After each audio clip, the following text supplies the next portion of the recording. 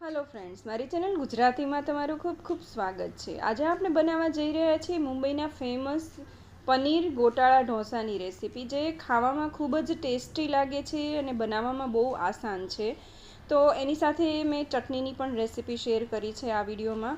તો ચેનલને સબસ્ક્રાઈબ જરૂરથી કરી લેજો અગર નવા હો ને ચેનલ ઉપર, તો તમને આવી નવી નવી રેસીપીસ મળતી રહેશે। અહીંયા મેં 3 ટેબલસ્પૂન તેલ લઈ લીધું છે, એની સાથે 2 ટેબલસ્પૂન માખણ નાખું છું। આ ઘરનું જ બનાવેલું માખણ છે, તમે બટર પણ લઈ શકો છો। મેલ્ટ થઈ જાય એટલે 1 ટીસ્પૂન જીરું નાખવાનું છે, 1 પિંચ જેટલી હિંગ નાખી છે, અને આદુ મરચાં અને લસણની મેં મિક્સી જારમાં પેસ્ટ બનાવી લીધી હતી, એ પહેલાં આની અંદર એડ કરી દઈએ। એને આપણે અડધી મિનિટ માટે સતળાવા દેવાની છે લો ફ્લેમ ઉપર। પેસ્ટ થોડીક સતળાઈ જાય એટલે મેં 3 કાંદા લીધા છે, ચોપરમાં ચોપ કરીને લીધા છે, નાખી દઈએ। અને કાંદાને આપણે ગોલ્ડન બ્રાઉન થાય ને ત્યાં સુધી સાંતળી લેવાના છે। કાંદા સતળાઈ જાય એટલે 3 ટમેટાને ઝીણા સમારીને લીધા છે। હવે ટમેટા નાખીને આપણે એમાં પહેલાં મસાલા કરી લેવાના છે, જેથી બધું જ એક સાથે ચડી જાય સરસ રીતે। તો 1.5 ટીસ્પૂન અથવા તો જરૂરત પ્રમાણે મીઠું એમાં એડ કરી દઈએ। 2 થી 3 ટીસ્પૂન લાલ મરચું પાવડર એડ કરી દઈએ, અને તીખાશમાં મેં લીલું મરચું તો નાખેલું જ છે। 2 ચપટી હળદર નાખવાની છે, 1 ટીસ્પૂન ધાણા જીરું પાવડર નાખ્યો છે। આ બધા સૂકા મસાલા એડ કરી બધું મિક્સ કરી અને ઢાંકીને આપણે 3 થી 4 મિનિટ આને તેલ છૂટું પડે ત્યાં સુધી સતળાવા દેવાનું છે।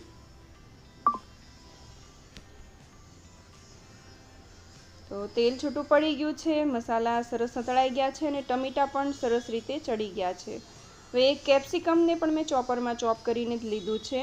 તો આ બધું ચોપરમાં થઈ જાય છે, તો આ રેસીપી બનાવવી બહુ ઇઝી છે। ફટાફટ તમે ચોપરમાં ચોપ કરીને આમાં એડ કરતા જઈ શકો છો। 2 કપ જેટલી પાલકને મેં સારી રીતે ધોઈ સૂકવી અને સમારી લીધી છે, ઝીણી સમારી લીધી છે, એ નાખી દઈએ।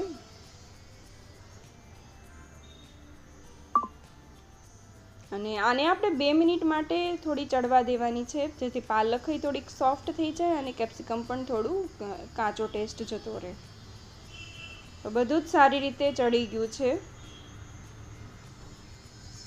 એની અંદર 1 ટીસ્પૂન જેટલો પાઉંભાજીનો આપણે મસાલો, એવરેસ્ટ પાઉંભાજી મસાલો નાખવાનો છે, અને 1 કપ જેટલું પાણી નાખવાનું છે। 1 થી 1.5 કપ તમે નાખી શકો છો, અને પાણીને તમારે ગરમ કરીને જ લેવાનું છે, જેથી મસાલાનો ટેસ્ટ એકદમ જળવાઈ રહે। હવે ઢાંકીને આને આપણે ફરીથી 2 મિનિટ માટે બધું ચડવા દેવાનું છે। આપણી પનીર ગોટાળાની રેસીપીની ગ્રેવી છે જે બની ગઈ છે સારી રીતે। હવે અહીંયા મેં 300 ગ્રામ જેટલું પનીર લીધું છે, એનું છીણ કરી નાખ્યું છે, એમાં એડ કરી દઈએ। તમે હાથેથી ક્રશ કરીને પણ લઈ શકો છો, પણ આવી રીતે છીણી નાખશો ને તો બધું એકરસ સરસ રીતે બધું સ્પ્રેડ થઈ જશે। 4 મેં ચીઝ ક્યુબ લીધા છે, જે આ પનીર ગોટાળામાં ચીઝ ક્યુબનો ટેસ્ટ ખૂબ જ સરસ આવે છે, એટલે 3 થી 4 ચીઝ ક્યુબ આવી રીતે ખમણીને આપણે એમાં એડ કરી દેવાના છે।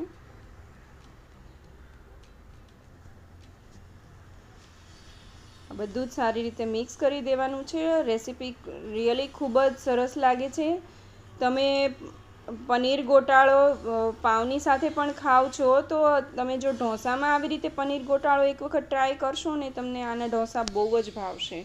હવે આને ફરીથી ઢાંકીને આપણે 1 થી 2 મિનિટ માટે બધું થવા દઈએ। આપણો પનીર ગોટાળો બનીને તૈયાર થઈ ગયો છે। એમાં છેલ્લા આખીરના મસાલા થોડાક છે કરી લઈએ। 1 ટેબલસ્પૂન જેટલી કસૂરી મેથી લીધી છે, આ જરૂરથી એડ કરજો। એને આપણે હાથેથી ક્રશ કરીને નાખવાની છે ને થોડી કોથમીર એડ કરી દઈએ।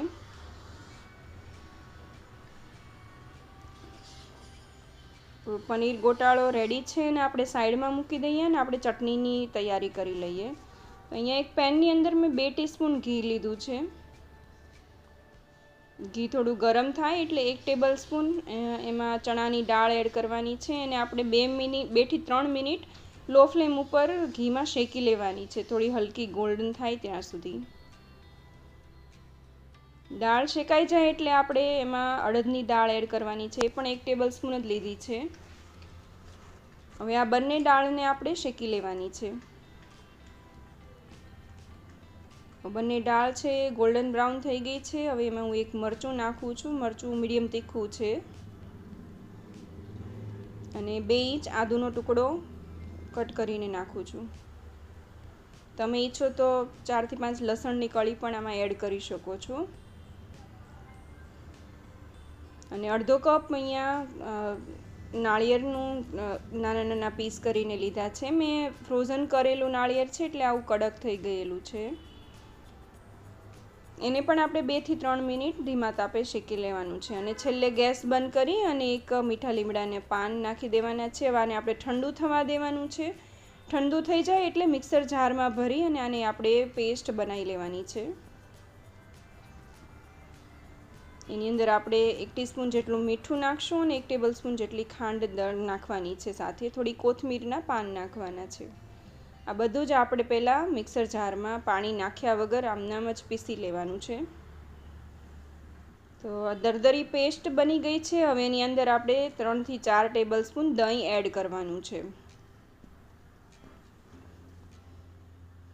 તો આ ચટણી તમે ઇડલી સાથે, ઢોસા સાથે, ઉત્તપમ સાથે કોઈની પણ સાથે ખાશો ને તો બહુ જ ટેસ્ટી લાગશે. તો આપણી ઢોસા સાથેની ચટણી બનીને તૈયાર થઈ ગઈ છે. એને પણ આપણે સાઈડમાં મૂકી દઈએ. હવે ઢોસાનું ખીરું તમે ઘરે પણ બનાવી શકો છો, પણ મેં અત્યારે તૈયાર લીધું છે. તો એમાં મેં મીઠું એડ કરી જોઈતા પ્રમાણમાં પાણી એડ કરીને મિક્સ કરી દીધું છે. અને ગેસ ઉપર ઢોસાનો તવો છે ફૂલ ફ્લેમ ઉપર ગરમ કરવા મૂકી દીધો છે. હવે એને એક વખત આવી રીતે પાણીવાળા ભીના કપડાથી લૂછી લેવાનું છે અને પછી ઢોસો આવી રીતે પાથરી દેવાનું છે. ઢોસો પાથરતી વખતે મેં ફ્લેમને લો કરી દીધી હતી અને પાથરી અને તરત જ આપણે ફ્લેમને પાછી ફૂલ કરી દેવાની છે. એની ઉપર 1 ટીસ્પૂન જેટલું ઘી સ્પ્રેડ કરી દેવાનું છે. તમે બટર પણ લઈ શકો છો.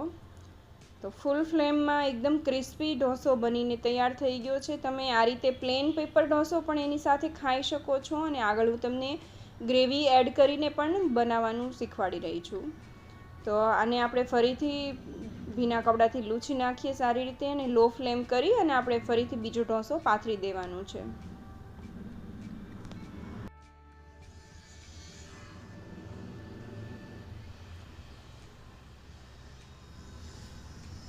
એમાં થોડું ઘી સ્પ્રેડ કરી દઈએ.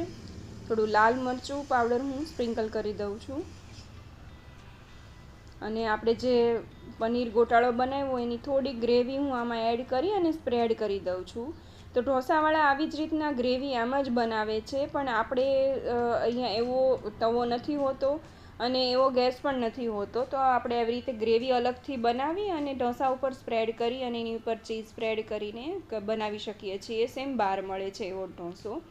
તો આપણો પનીર ચીઝ ગોટાળો ઢોસા તૈયાર છે. તમે ખાતા નહીં ધરાવ એવો ટેસ્ટી લાગે છે. તમે આની અંદર મકાઈ, બાફેલી મકાઈ પણ એડ કરી શકો છો. તો ખૂબ જ ટેસ્ટી પનીર ચીઝ ગોટાળો ઢોસા બન્યો છે. તમે ક્યારે ટ્રાય કરો છો મને કોમેન્ટમાં જરૂરથી જણાવજો. અને જો મારી રેસીપી ગમી હોય તો રેસીપીને લાઈક જરૂરથી કરજો, શેર કરજો અને આવી નવી નવી રેસીપી જાણવા માટે ચેનલને સબસ્ક્રાઈબ ન કરી હોય તો જરૂરથી કરી લેજો. So enjoy. Thank you for watching.